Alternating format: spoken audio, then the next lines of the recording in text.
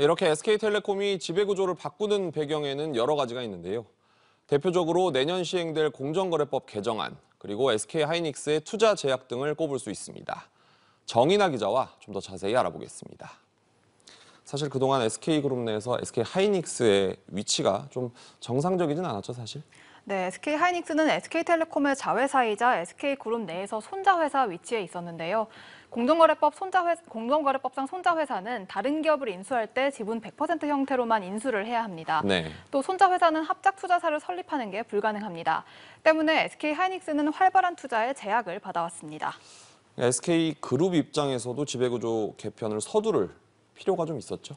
네, 맞습니다. 내년부터 시행될 공정거래법 개정안에 따르면 신규 지주회사는 상장된 자회사의 지분율을 기존 20%에서 30%까지 높여야 합니다. 현재 SK텔레콤은 SK하이닉스의 지분 20.1%를 보유하고 있는데요. 네. 올해 안에 중간지주사를 설립하면 법이 소급 적용이 안 되기 때문에 SK하이닉스의 지분을 지금처럼 20%만 보유해도 됩니다. 하지만 내년으로 넘어가면 10% 지분을 추가 매입해야 해서 최근 SK하이닉스의 주가 기준으로 보면 약 10조 원의 자금 부담을 더 안게 됩니다.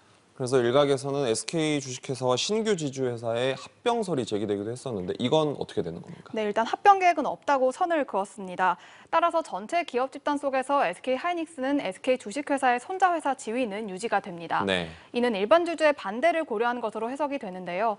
앞서 합병에 따른 대주주의 지분을 희석시키지 않기 위해 신설회사의 주가를 억누를 수 있다는 우려가 제기되기도 했습니다. 그렇다면 이제 앞으로 신규 투자는 어떻게 되는 겁니까? 네, SK텔레콤은 이번 개편안을 발표하면서 신설 지주사가 국내외 반도체 관련 회사에 적극 투자할 계획이라고 밝혔습니다.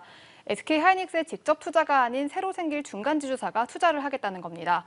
내년에 개정된 공정거래법이 시행되더라도 일단 인수자금 부담을 덜 수 있는 구조입니다. 자금도 중요할 텐데 신규 투자 재원은 어떻게 마련됩니까?